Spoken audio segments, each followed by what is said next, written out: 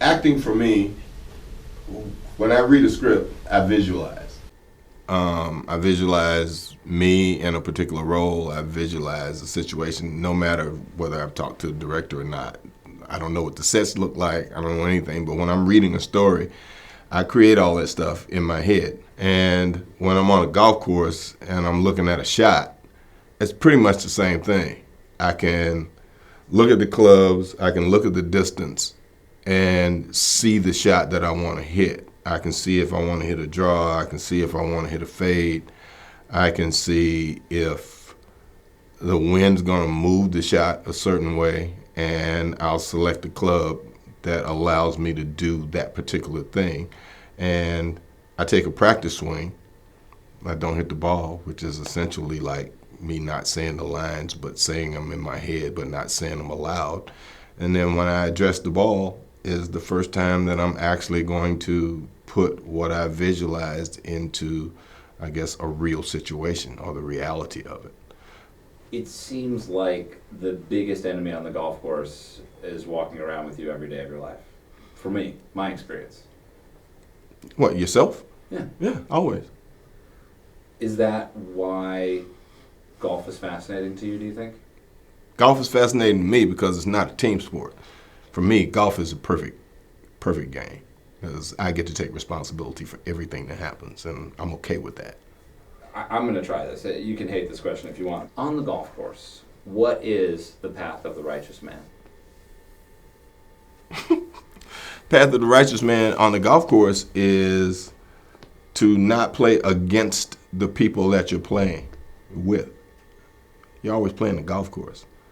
And my mantra is, if I play as well as I can play, these guys can't beat me. It doesn't matter what they do. It only matters what I do. I don't hold on to bad shots because you can't take them back.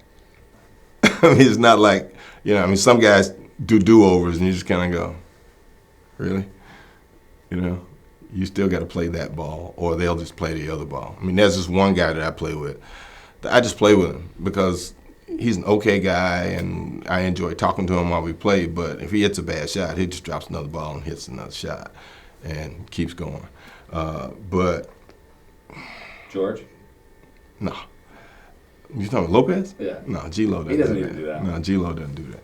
But when you hit a bad shot, you can spend time figuring out why you did it. Or you can stand there and take practice swings, and it's still not going to help you because you've already hit that shot. Once you hit a bad shot, you got to let that bad shot go. Because if you go to the next shot and you hit a great shot, then you've overcome what just happened, and you still got a chance to make par. Sometimes you don't have an opportunity to make par. Accept it, make bogey, or the lowest number you can make, and move on. You take what the course gives you. It's like I talk to a lot of my friends that don't play golf, who don't even know that, all right, they move the flag every day.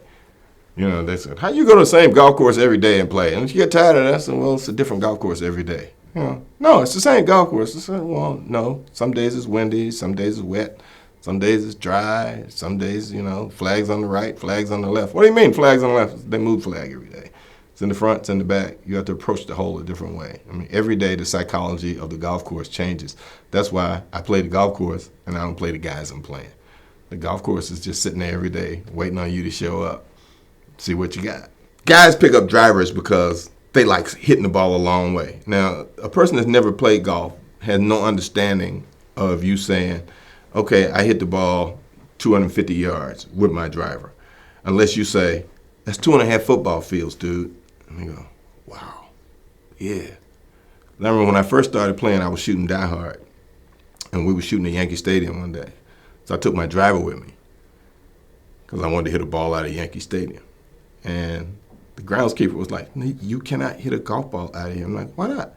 And he's like, do you realize how far you hit that thing? I'm like, yeah, like a home run. He's like, no, a home run is like a pitching wedge.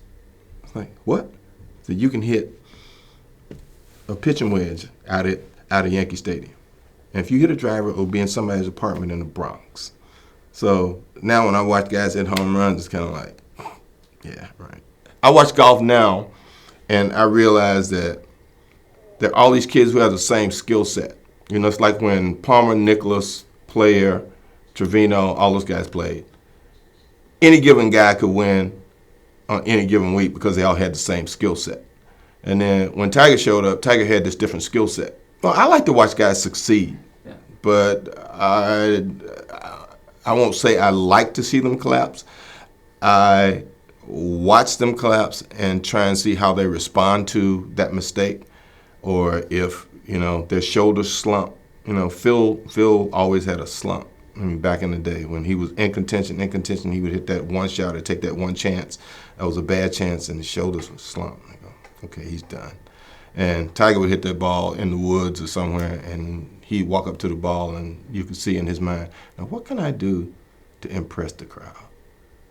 And it was a whole difference of how that was going to happen. This is how legends are made. I want to make my legend with this shot right here, and he make that shot, and it was great. Finish the sentence. Golf is The hardest game I've ever played.